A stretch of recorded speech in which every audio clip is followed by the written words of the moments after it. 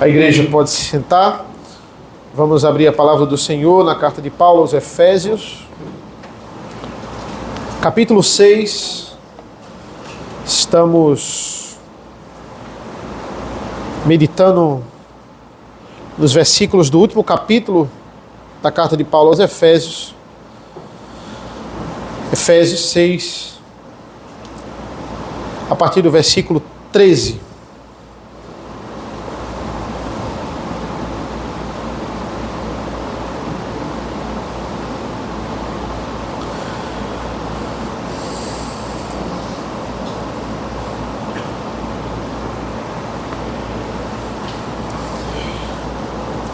Assim diz a palavra do Senhor: por isso peguem toda a armadura de Deus para que vocês possam resistir no dia mau e depois de terem vencido tudo, permanecerem inabaláveis. Portanto, fiquem firmes, cingindo-se com a verdade e vestindo a couraça da justiça. Tenham os pés calçados com a preparação do evangelho da paz, segurando sempre o escudo da fé, com o qual poderão apagar todos os dardos inflamados do maligno.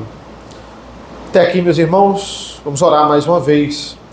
Senhor nosso Deus, nosso Pai, nós te agradecemos. Que privilégio ouvirmos a Tua palavra, meditarmos nesse texto tão antigo, mas tão atual. Porque é um texto que fala aos nossos corações, é um texto que fala da realidade da igreja hoje. Que nós possamos entender essa realidade, que nós possamos aplicar essas verdades. É isso que nós pedimos e agradecemos, em nome do Teu Filho amado Jesus. Amém. Irmãos, um dos episódios mais memoráveis da Segunda Guerra Mundial, e que coincidência, porque o pastor Vitor também começou e aplicou, ilustrou com isso no sermão da manhã. Mas hoje eu queria falar de outro episódio da Segunda Guerra Mundial. Eu queria falar de um episódio que aconteceu no dia 6 de junho de 1944, que foi o famoso Dia D. O Dia D foi um marco na Segunda Guerra Mundial. Foi o dia em que os aliados finalmente se juntaram como um só exército, e ali nas praias da Normandia, no noroeste francês, eles invadiram as principais bases nazistas daquele local, iniciando ali a derrocada dos nazistas no território francês e também nas suas investidas contra a Inglaterra, com a forte ajuda também dos norte-americanos. Do outro lado, eles estavam sofrendo já com o inverno russo. Mas por que nós dizemos que o dia D foi um marco? Porque o dia D aconteceu quando a Segunda Guerra estava quase fazendo aniversário de 5 anos. Ela fez aniversário de 5 anos em setembro de 44. Mas a gente diz que antes do dia D, a guerra durou quase 5 anos. Mas depois do dia D, a guerra durou ali seus 1 ano e 5 meses. Ou seja, nós dizemos que o dia D foi o início do fim. E foi um dia específico mesmo. Eles marcaram um dia para fazerem invasões generalizadas ao mesmo tempo, pegando as informações que eles decodificaram de ataques futuros e para impedir esses ataques e para, de fato, neutralizar. Então, depois desse dia, os nazistas começaram a recuar pela primeira vez, depois de quase 5 anos de guerra. Quase 5 anos de guerra. Estavam já fracos, já estavam tentando dominar demais, junto ali com os fascistas da Itália. E isso foi o início do fim. E por que começar o sermão falando sobre o dia D? Porque nós falamos na semana passada, nós iniciamos falando da nossa grande guerra espiritual, vivemos no meio dessa grande guerra, nascemos já com essa guerra estabelecida, e também a nossa guerra também teve um dia D. A nossa guerra também teve um dia que foi crucial para o início da derrota do nosso grande inimigo. E o nosso dia D é a cruz do Calvário. A cruz do Calvário foi onde os rumos da guerra espiritual, elas mudaram completamente. E é sobre isso que nós vamos ver hoje. A gente viu na semana passada o ódio que o inimigo, que o diabo tem de nós. Ele tem ódio de nós por causa das bênçãos que o Senhor nos deu, onde Paulo aqui fala de muitas delas na carta, e eles têm ódio do próprio Deus, que escolheu a gente, que veio do barro, miseráveis pecadores, e eles não têm tanto privilégio como nós temos. E eles não desistiram de lutar, mesmo depois da cruz do Calvário, mesmo depois de serem completamente derrotados, eles não se renderam. Nós vimos isso também. Então, todas as bênçãos que Deus nos deu e que é descrita aqui nessa carta, o inimigo, ele odeia em nós. Mas hoje a gente vai mudar um pouco a nossa linha de raciocínio, porque na semana passada nós falamos o quão terrível é essa guerra e o quão implacável é o nosso inimigo, mas também nós vamos ver um outro lado hoje. A gente vai ver na ideia de que a guerra também é uma bênção. Porque se existe guerra, se tem batalha, se o inimigo ele tem esse ódio tão grande de nós, é porque de fato nós incomodamos muito o reino das trevas. Se a guerra continua e o inimigo, depois da grande derrota, ele não se rendeu, significa que essa guerra ela é efetiva, que essa guerra de fato ela tem uns efeitos muito positivos. Nós não somos iguais aos ímpios, que o diabo não está nem aí para eles. Nós não somos iguais aos ímpios, que eles olham para o ímpio e dizem assim: não precisamos lutar contra eles, não precisamos induzir eles ao erro, eles já cometem isso. Então, se existe luta na igreja, se existe desafio na igreja, então existe bênção. A linguagem de Paulo no final da sua vida, não aqui na carta aos Efésios, mas na carta a Timóteo, quando ele diz a Timóteo, nos últimos dias de vida, olha a expressão, são expressões de guerra que Paulo vai usar. Ele vai dizer assim: eu combati o bom combate. São expressões de guerra. Paulo entende, eu sou um soldado no meio dessa guerra, mas eu combati um combate bom. Eu combati um combate que valeu a pena combater. Valeu a pena lutar. Existem muitas guerras que começam por orgulho, que começam de forma completamente inútil e terminam também de forma muito inútil. Elas só servem para matar pessoas mesmo. Mas essa guerra aqui, não. Essa guerra, ela é útil. Essa guerra, ela vale a pena o esforço. Na verdade, o próprio Deus, ele decreta o início dessa guerra. Porque Deus não quer amizade com o diabo. Deus não quer amizade com o nosso inimigo. Em Gênesis 3,15, ele decretou essa inimizade. Essa grande inimizade. Ele decretou, nós dizemos, 3 níveis de combate. Em Gênesis 3,15. Quem começou essa guerra? O diabo? Não. O diabo não tem poder para isso. O homem, quando pecou, ele iniciou essa guerra. E ele diz: não, a descendência do homem, ela vai ser inimiga da descendência da serpente. O diabo, ele é o tentador. Deus diz: porém, inimizade entre ti e a mulher, entre a semente dela e a sua. Veja, é uma inimizade individual. Você é inimigo pessoal do diabo, é inimigo pessoal do inimigo de Deus. Você é inimigo na sua descendência, porque a sua descendência também é inimiga da descendência do diabo. E o terceiro nível é que o descendente é o maior inimigo do diabo. O descendente específico, Jesus Cristo. Então, na cruz nós temos o que nós chamamos de mútuo ferimento. É o ápice da inimizade. É o ápice da guerra. O grande acontecimento da profecia de Gênesis 3,15. A concretização, a culminância do calcanhar ferido e da cabeça esmagada. Mas nenhum ápice é o fim. Nenhum clímax. O clímax é o momento mais importante da narrativa, da história. Mas o clímax não é o fim. Ainda precisa existir o desfecho. Ainda precisa existir o desenrolar da conclusão. Então, essa grande guerra, ela era muito mais intensa no Antigo Testamento. Ela pegou o seu ápice na cruz do Calvário. E agora nós estamos vivendo a conclusão dessa guerra.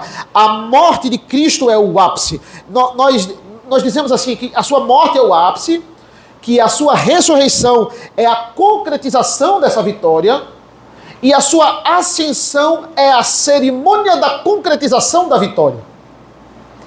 São esses três eventos que, os três juntos, eles são o ápice.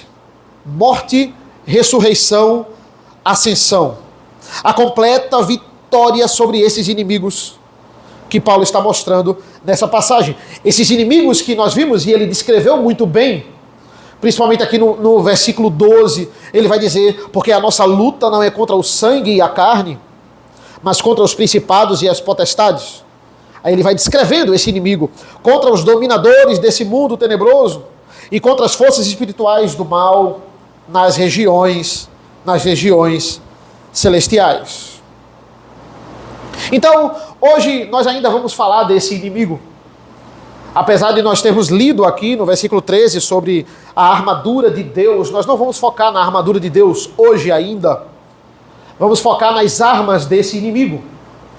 Porque esse inimigo, mesmo que acanhado, mesmo que recuando, ele ainda pode nos ferir. Ele ainda tem armas muito poderosas. E Paulo aqui ele vai descrever essas três armas. Não entender essas armas é tolice.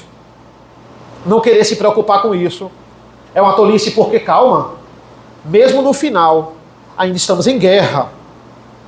Mesmo no final, ainda temos um inimigo.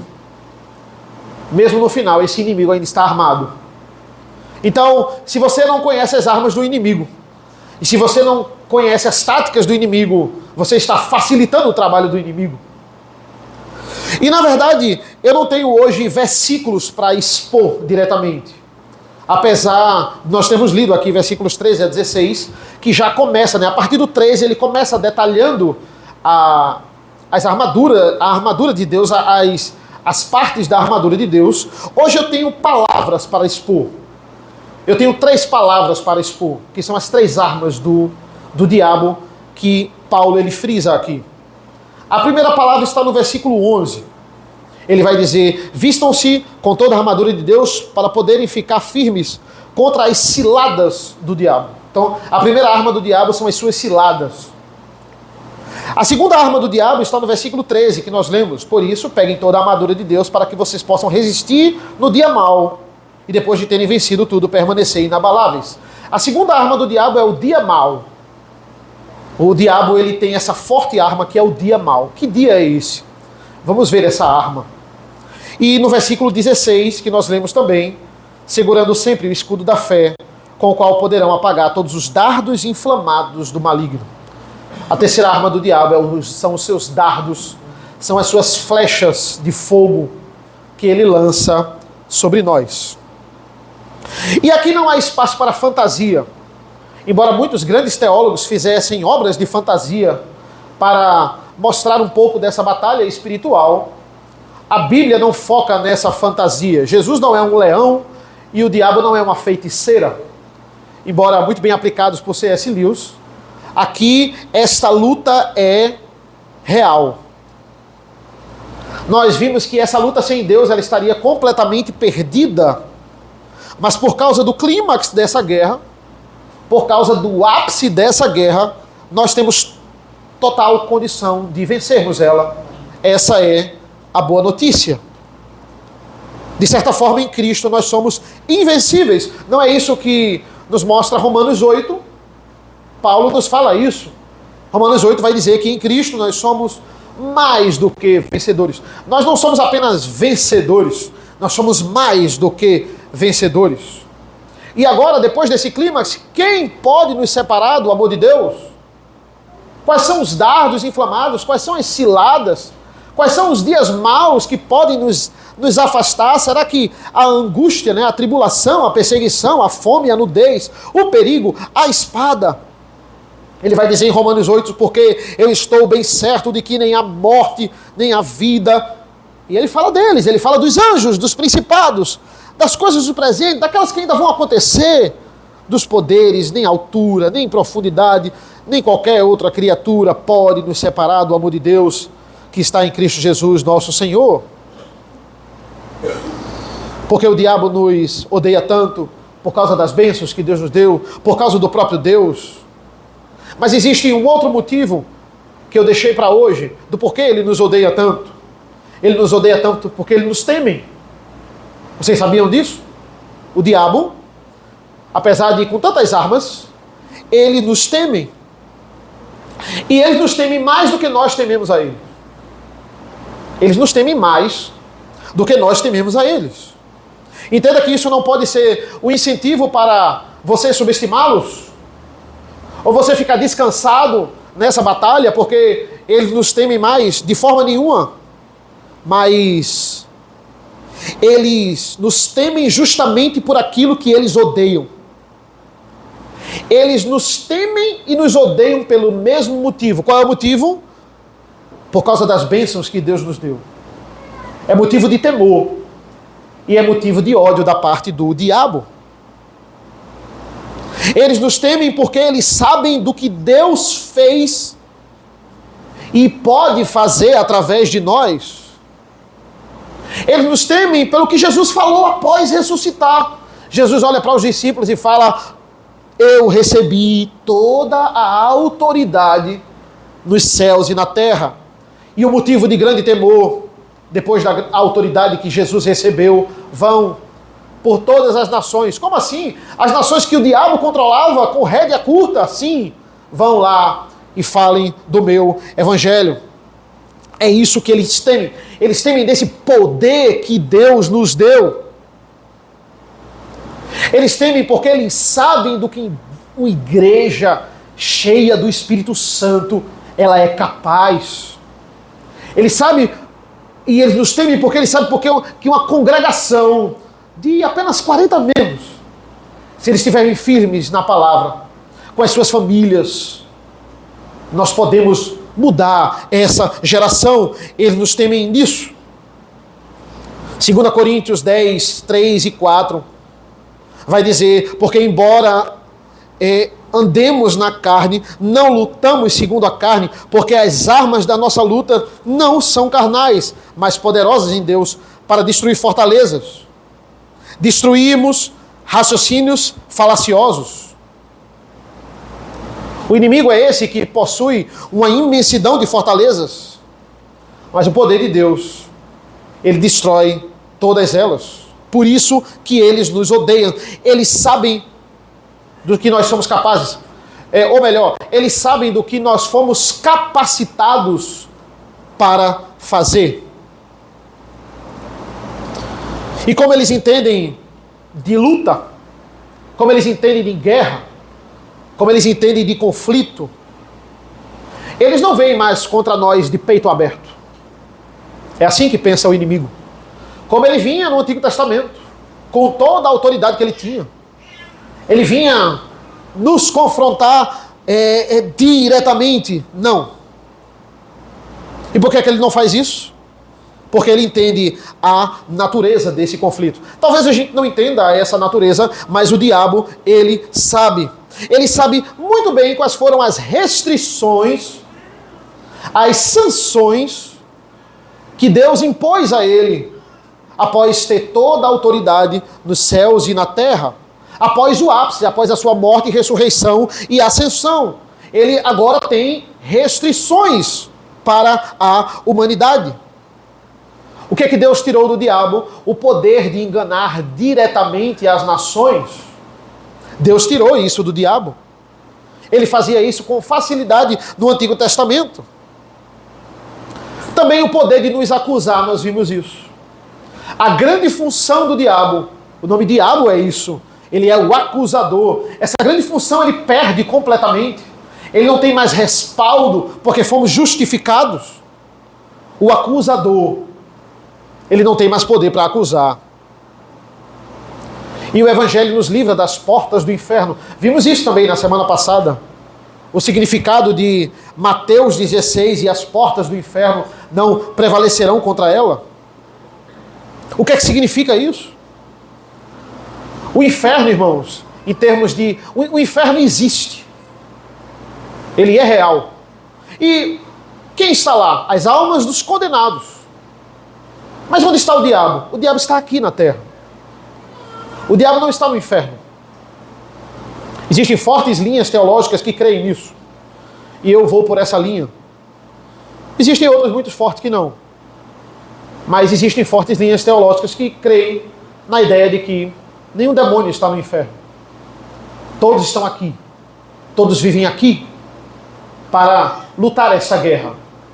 No inferno estão as almas dos condenados. O que é que o diabo quer? Ele quer que você vá para lá. Essa é a grande satisfação dele.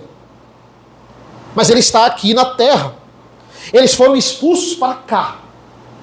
Eles foram expulsos para a terra. O que Jesus quis dizer a Pedro ali sobre a ideia do poder do inferno, Calvino vai dizer que essa ideia de porta, e a porta do inferno não vai prevalecer contra a igreja, é o poder que o diabo tem no mundo.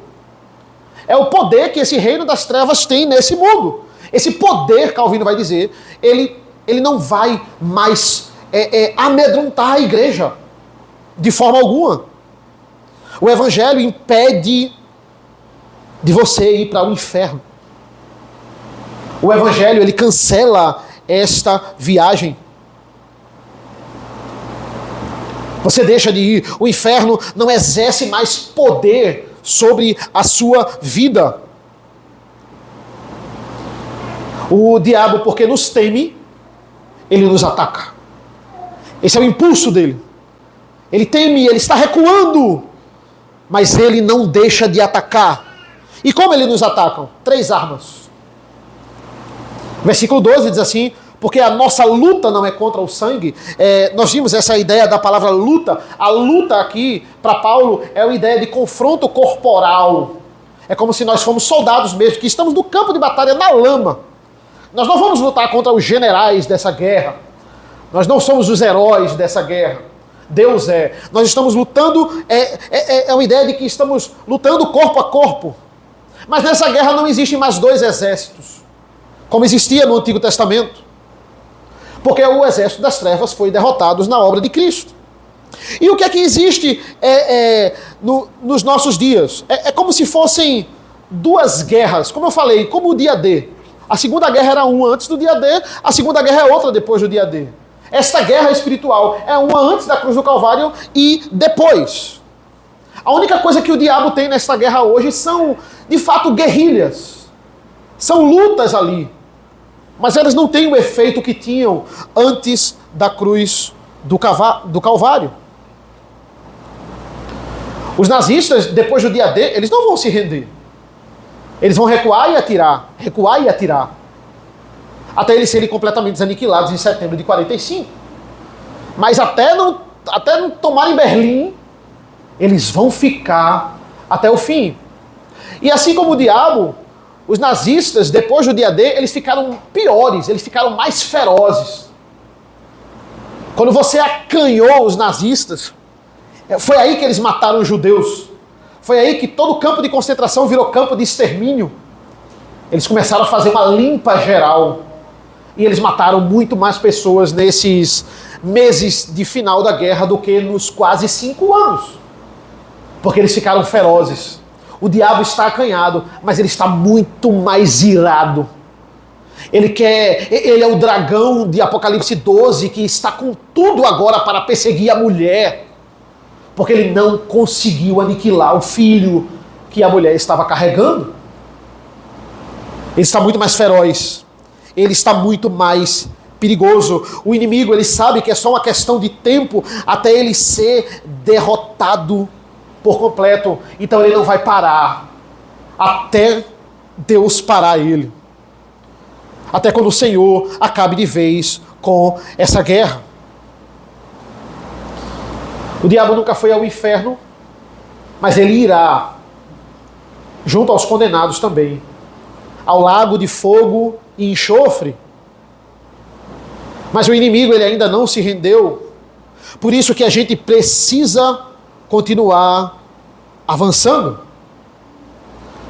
Na Segunda Guerra também tinha os kamikazes, lá do outro lado, no Pacífico, contra os Estados Unidos.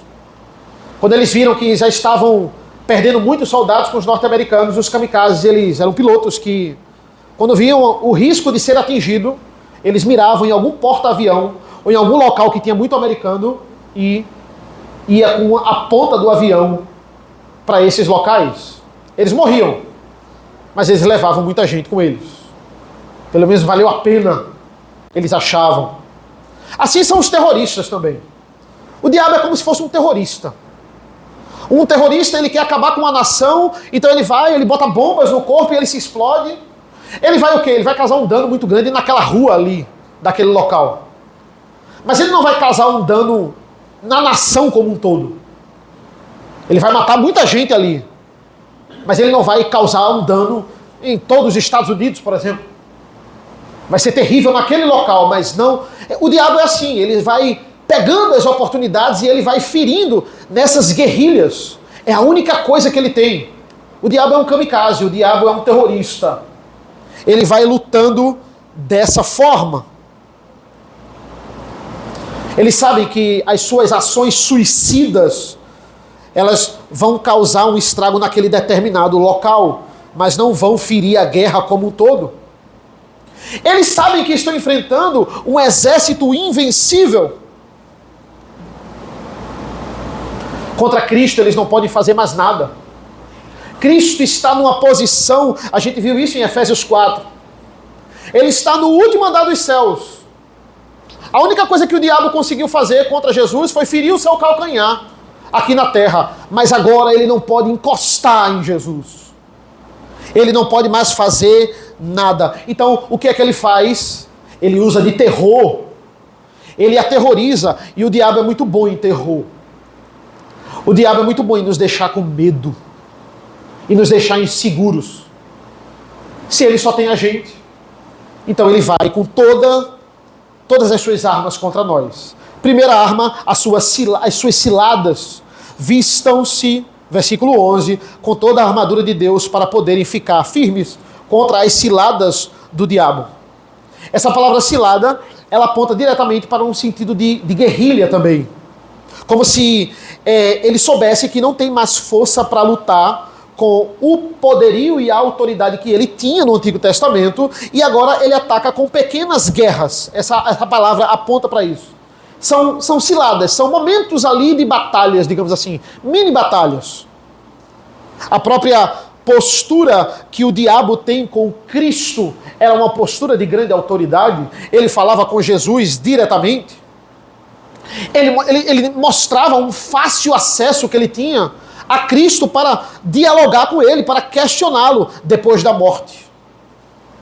Depois da morte, ele não tem mais esse efeito. Paulo descreve, Pedro descreve esse diabo como um leão que ruge, mas está ao nosso derredor. Um leão, ele não quer ficar apenas ao derredor da presa. Um leão, ele não quer ficar apenas olhando a presa e querendo matar a presa. O leão quer matar a presa, ele quer atacar a presa, mas ele não pode. Pedro vai dizer, ele fica ali ao nosso derredor. É como se todo o seu poder estivesse preso. Ele estivesse ali, essa é uma visão mais apocalíptica. O seu poder está limitado. Ele não pode nos atacar. Então, o que é que ele pode fazer? Ele espera uma chance. Ele espera um momento. Ele espera um portal de entrada, esperando a presa vacilar. O próprio Tiago vai nos dizer, olha, resista ao diabo e ele fugirá de você. Porque ele sabe que não pode bater de frente com você. Por causa daquilo que você tem. O versículo 16 vai dizer: você tem o escudo da fé. E o diabo não pode bater de frente com o escudo da fé. Então, a palavra aqui cilada, ela vem do grego metodeias. Né? Metodeias. Essa é a forma mais fácil aqui de falar. Que significa método. É uma tradução aqui direta para método. O diabo, ele tem os seus métodos. E o que são os métodos? São estratégias. Ele precisa de estratégias. Como é que você faz para vencer alguém mais forte do que você? Você precisa de estratégias. Se você é mais forte do que uma pessoa, você não precisa de estratégia. Você vai lá e bate e resolve. Você é mais forte do que ela. Você não precisa em como chegar, em como falar. Não. Você vai lá e é isso e pronto e tem que me obedecer. Ou vai lá e bate e resolve. Você não precisa de estratégia, você é mais forte. Mas se você não é, você precisa de estratégia. Você precisa de formas de como chegar. Paulo, ele usa essa mesma palavra aqui, irmãos, nesse livro ainda, mas uma palavra que é suprimida na nossa tradução. E aqui em outro contexto. Ele usa metodeia em outro contexto aqui. Abra, por favor, no capítulo 4, versículo 14. Paulo está falando aqui sobre dons espirituais.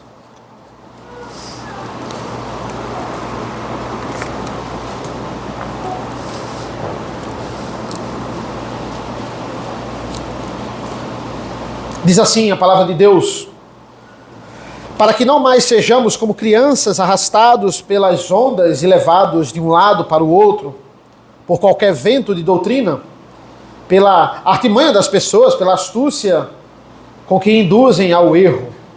Então, aqui ele está falando sobre dons espirituais, e ele vai dizer, a liderança tem que estar firme na igreja, com seus dons de ensino, para que as pessoas não sejam levadas pelos ventos de doutrina.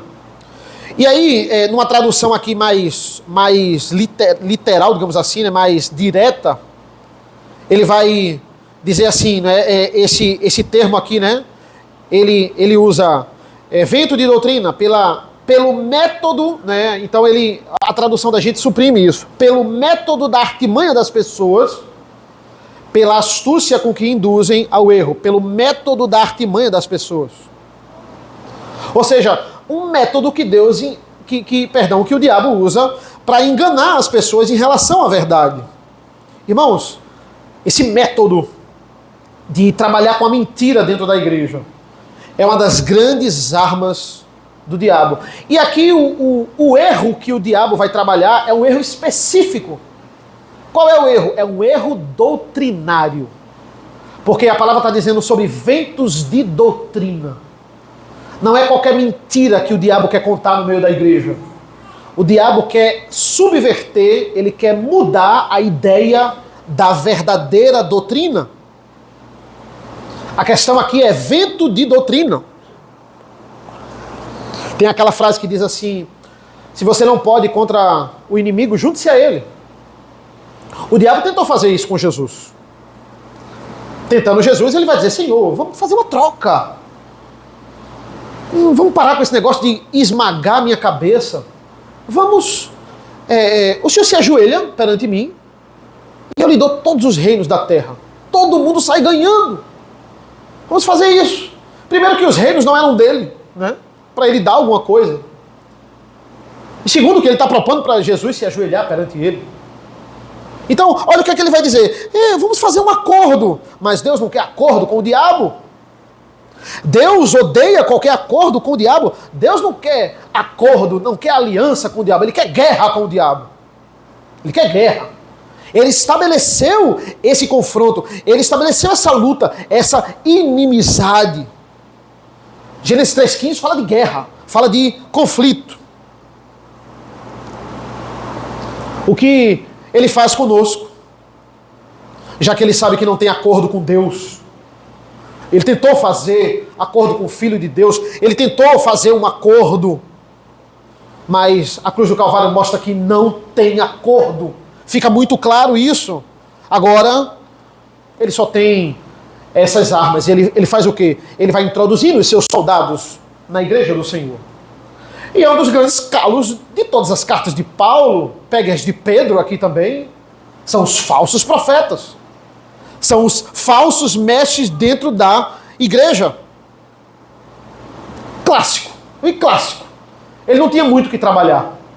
É isso que ele vai trabalhar aqui. Se isso aqui está dando certo, então vamos explorar essa área aqui. Se ele não pode ir contra a igreja, ele vai tentar entrar nela. Ele vai tentar invadir ela. Ele não vai mandar as pessoas pregarem contra Jesus e adorarem ao demônio e igreja. Não, ele começa a deturpar a doutrina. Ele começa a misturar o evangelho com água, com outras substâncias. Ele começa a diluir esse evangelho. Porque se eu não posso contra esse inimigo, eu vou começar a danificar as armas deles. E as nossas armas são essas doutrinas. As nossas armas é o evangelho. Se eu diluir o evangelho, e se eu começar a pregar na igreja as minhas histórias, as minhas vivências, esses soldados vão ficar desarmados. E na hora da guerra, no campo de batalha, eu vou inutilizá-los. Porque eles são soldados sem armas. Eles estão lá na batalha, estão firmes, estão fortes, mas são inúteis. Não fazem nada. Porque não tem arma. Eu neutralizei as armas. Eu me infiltrei no campo de batalha e eu neutralizei as armas deles. É isso que ele faz. Ele torna cristãos inúteis. Cristãos irrelevantes. Cristãos que não estão nem aí com o evangelho. Isso é uma obra do diabo. Cristãos que querem agradar o mundo, a maioria das igrejas querem agradar o mundo. Elas vivem para agradar o mundo. Elas querem que as pessoas venham para a igreja para elas se sentirem bem, né? Ah não, eu vou preparar um sermão aqui, eu vou fazer uma coisa aqui para que a pessoa saia bem, confortável, tranquila, satisfeita. Eu não quero que você venha para cá e depois de ouvir uma pregação minha, eu quero que você se sinta mal. É isso que eu quero. Porque eu quero que você se incomode com o pecado. Eu quero que você sinta dor pelos seus pecados. Eu quero que você perceba o quanto você precisa dessa palavra. E se você entender que você está distante dessa palavra, eu quero que você sofra. Porque é assim que você vai voltar para Cristo. Essa é a intenção. Mas o que é que as igrejas estão pregando? Deus pode lhe dar a cura. Deus pode lhe dar o que você quer. Deus pode lhe dar o cargo que você quer, o dinheiro que você quer. Igrejas que estão ensinando seus membros a serem amigos do mundo, mas todo amigo do mundo é inimigo de Deus. Não somos amigos do ímpio. Não podemos ser amigos do ímpio. A gente só é amigo do ímpio se o ímpio passar para o nosso lado. Aí a gente é amigo dele. Então, a nossa primeira luta, irmãos, é sempre pela verdade. Muitas pessoas nos chamam de soberbos, reformados, porque os reformados, eles focam muito em doutrina. Eles ficam vidrados em doutrina e doutrina. Mas olha que coincidência, a gente busca a doutrina, a gente entende a doutrina, aplica ela na igreja. E isso dá certo, isso funciona. E isso começa a mudar a nossa prática para rumo ao que Deus quer. E tem gente que fala mal disso. Pessoas que já estão completamente induzidas ao erro. Completamente já com as suas armas inutilizadas.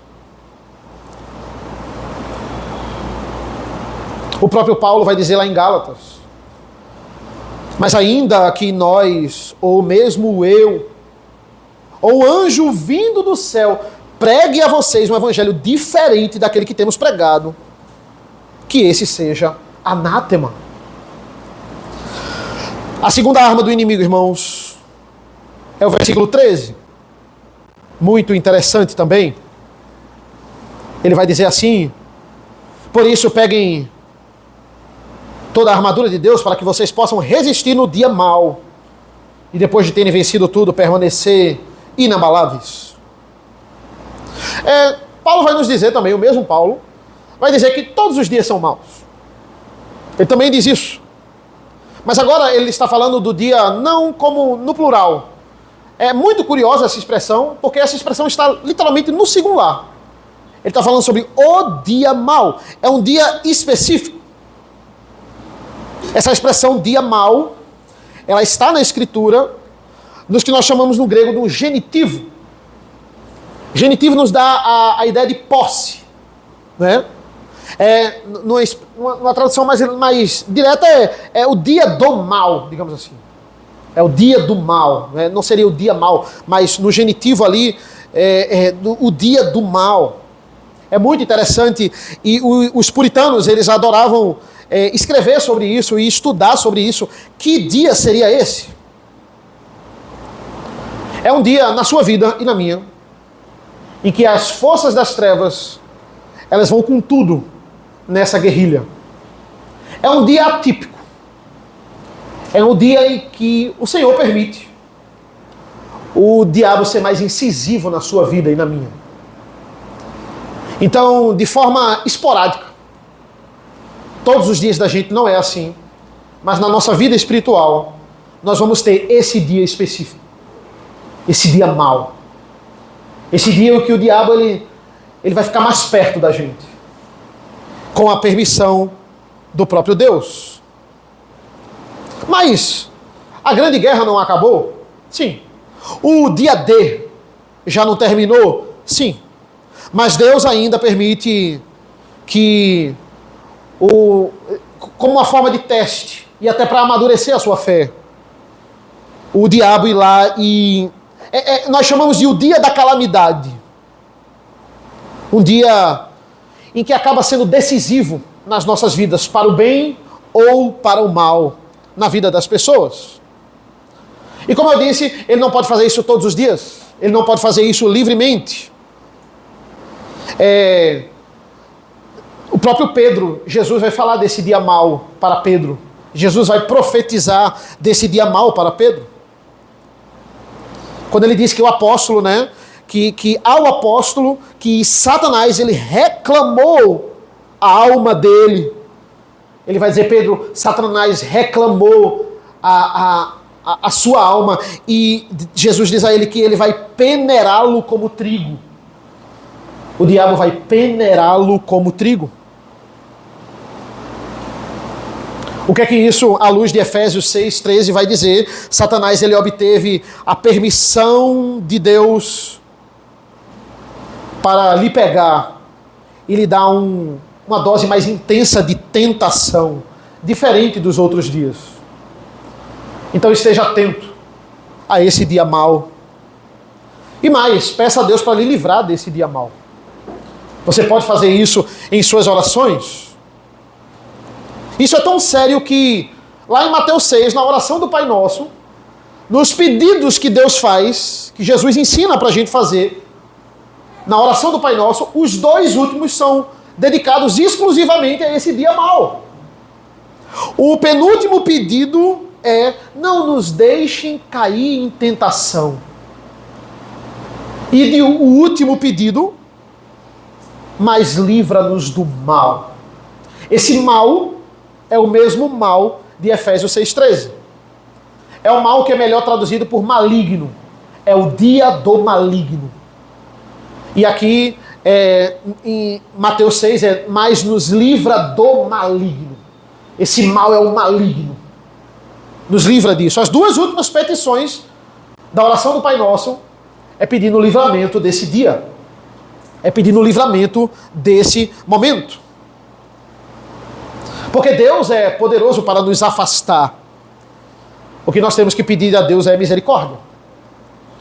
E a última arma, irmãos, versículo 16. Segurando sempre o escudo da fé, do qual poderão apagar todos os dardos inflamados do maligno. Ou seja, o próprio versículo já nos diz que esses dardos podem ser apagados. Os dardos inflamados. Eles só são apagados e eles só são aniquilados com o escudo da fé. E esses dardos, irmãos, que são eles, né? São flechas, dardos são flechas, são acusações. O teólogo Colin Brown, um dos autores lá do Dicionário Teológico do Novo Testamento, ele vai nos dizer que era muito comum, no contexto histórico, nas lutas antigas, as pessoas colocarem couro revestindo ali dos seus escudos e molharem esse couro, para que ficasse ali um maior tempo ali, e quando viessem flechas inflamadas, essas flechas se apagassem e não tomassem todo o escudo. Então, é basicamente essa figura de linguagem que Paulo está usando aí. A expressão que Paulo está usando contra as flechas inflamatórias do maligno. E o que são essas flechas na prática? Tentativas que o diabo tem de diminuir a nossa fé. Tentativas que o diabo tem de queimar esse escudo, de minar a nossa fé. Quando ele nos lembra de algum pecado pontual. Quando ele faz a gente ficar revivendo esses pecados pontuais para tentar tirar nossa comunhão com Deus. No mesmo lugar onde nós temos que nós somos, nos é dito que somos mais do que vencedores, lá em Romanos 8. No mesmo texto, Paulo vai dizer: quem intentará acusação contra os escolhidos de Deus? É Deus quem os justifica. Quem é que condena? Pois é Cristo quem morreu, ou antes quem ressuscitou dentre os mortos, o qual está à direita de Deus, e o que também intercede por nós. Jesus é o nosso advogado, irmãos. E eu concluo com isso. Mas ele não é aquele advogado que fica tentando lhe defender e tentando apagar o crime que ele sabe que você cometeu. Não é aquele advogado corrupto. Ele sabe que você cometeu o crime, mas olha, vamos tentar dizer que você não cometeu e vamos usar essa mentira aqui. Não, ele sabe que você errou e ele já pagou por esse erro, porque ele justificou você. Você foi perdoado, vimos isso no grupo familiar, mas além de ser perdoado, você foi considerado justo por Deus. Você foi justificado. A dívida não existe mais. O escrito de dívida, ele foi aniquilado, ele foi queimado. O que é o escrito de dívida? Aquilo que tinha as provas da sua condenação. Deus não pegou isso com imposição, Deus comprou ele e Deus queimou. Cadê a acusação contra ele? Quem tentará a acusação? Quem é que vai mostrar o relatório aí dos pecados de vocês? Não tem ninguém para nos acusar. O que é que o diabo faz? Vem nos acusar diretamente. Ele fazia isso no Antigo Testamento diante de Deus. Diante de Deus, com toda a autoridade, ele ia lá e... Sabe por que Jó não te serve? Por causa disso, disso e disso. Aí Deus vai lá, então toca nas coisas de Jó. Ele não tem mais acesso, ele não tem mais essa imposição contra Deus, contra Jesus. Então o que é que ele faz? Ele vem diretamente a nós. Ele vem fazer o que ele fazia com Deus sobre nós, agora diretamente a nós. Você acha que Deus lhe ama? Você está passando por isso. Você acha que isso é amor de Deus? Você acha que Deus está no controle da situação? Olha o controle da situação. Olha a situação que você se encontra. Você acha que isso é o controle da situação? Quem é que garante que você é salvo? Você tem toda essa pompa aí de que é salvo? Será que a sua fé lhe garante mesmo que você é salvo? Você fez isso e ainda você diz que é crente. Você acha que é crente? Assuma de vez que você não é crente. Assuma de vez que você pertence a mim. Vai ser mais fácil. Deixe de hipocrisia. Seja homem. Você diz, tanto para ser homem, seja homem agora. Essas são as flechas do diabo. Não dê ouvido. Não deem ouvidos a essas acusações. Levante o seu escudo da fé e creia no perdão de Deus. Creia na posição que você está. Nós estamos numa posição de salvos e nada pode tirar isso de nós. Nem esses dardos, nem a gente mesmo.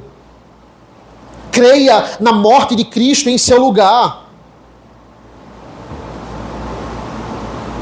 Nenhuma dessas investidas do diabo vai ter efeito, porque Jesus ele vai decidir essa guerra. A guerra já está ganha, mas entenda, nós podemos perder essas guerrilhas. Nós podemos perder diariamente essas lutas individuais. Porque a nossa luta é na lama, como eu disse. A nossa luta é no campo de batalha. A nossa luta é corpo a corpo. É uma luta muito difícil. Por isso que nós precisamos da armadura de Deus. E é isso que nós vamos ver na próxima semana, se Deus nos permitir. Então entenda, irmãos, apesar de tantas armas, eles nos temem mais do que nós tememos a eles. Olha o que é que Paulo, e nós não vamos entrar nesse versículo, mas veja o que é que ele fala no versículo 19 desse capítulo. Ele vai dizer assim: e orem também por mim, para que no abrir da minha boca me seja dada a palavra para com ousadia tornar conhecido o mistério do Evangelho. Paulo, ele diz, é isso que eu preciso. Eu preciso de ousadia, porque eu tenho uma arma muito maior do que a do diabo. Eu tenho o Evangelho. Eu vou voltar para esses versículos, irmãos. Domingo a gente ainda vai ver o 13, porque ele começa falando da armadura de Deus no 13. Eu só queria, antes de entrar na armadura de Deus, a gente adentrar mais no inimigo e dizer que ele tem armas muito mais poderosas, mas nós temos a maior arma de todas. Temos o Evangelho. O que é que nós temos que pedir a Deus? Para ele nos livrar do dia mau, para ele nos livrar do maligno, mas também a oração de Paulo aqui, pedindo ousadia, porque nós temos as maiores armas do mundo. Os japoneses estavam lá com os kamikazes, matando muita gente e se matando. Veio os Estados Unidos com 2 bombas atômicas. A primeira, eles ainda seguraram. Depois a segunda, e eles imediatamente assinaram a rendição. Acabou. Não tem mais o que ele fazer. Olha o poderio que esses homens têm. Essa é a nossa guerra espiritual, irmãos. O inimigo, ele está recuando e ele está atirando. Ele está recuando e ele está causando baixas ainda, com medo acanhado e ainda fazendo estrago. E a gente tem uma bomba atômica e não usa. A gente pode resolver essas guerrilhas com o poder que Deus nos deu, com as bênçãos que Deus nos deu. Dito isso, irmãos, qual foi a última vez que você falou do Evangelho para alguém? E você falou com autoridade, sabendo a preciosidade que você tinha nas mãos, porque como o inimigo, como essas pessoas falam da mentira como se fosse verdade. E a gente tem a verdade e não fala como se ela fosse verdade. Não tentando agradar alguém, ou tentando disfarçar, mudar as palavras, mas pregando com autoridade o Evangelho quando foi. Precisamos orar, precisamos dessa ousadia. Porque estamos do lado vencedor. Em Cristo nós somos mais do que vencedores. Amém, irmãos? Vamos orar. Senhor nosso Deus, nosso Pai, nós te agradecemos pela Tua palavra. Nós te agradecemos pelo Teu rico Evangelho. Palavras tão profundas, mas que nós devemos aprender e aplicar em nossas vidas. Nos abençoa ao longo da semana. Que nós possamos resistir aos dias maus, que nós possamos ter discernimento do Espírito e sensibilidade para entender quando o outro irmão está vivendo esse dia mau e ampará-lo e não abandoná-lo. Nos abençoa, porque sem Ti estamos perdidos. Não vamos conseguir resistir ao diabo, à carne, ao mundo, se o Senhor não estiver conosco. Não vamos conseguir passar o dia mal. Não vamos conseguir apagar as flechas inflamadas do maligno. Não vamos conseguir escapar das suas ciladas. Temos o Evangelho. Temos o que nos apegar. E o que nós temos para nos apegar é poderoso e é capaz de nos tornar mais do que vencedores. Essa é a promessa. É a Tua palavra que nos assegura que nós possamos ser uma igreja cheia do Espírito Santo, uma igreja que faz diferença nessa sociedade, que é luz, que é sal, nesse mundo terrível, nesse mundo tenebroso. Nos abençoa ao longo desta noite, em nome do Teu Filho amado Jesus. Amém.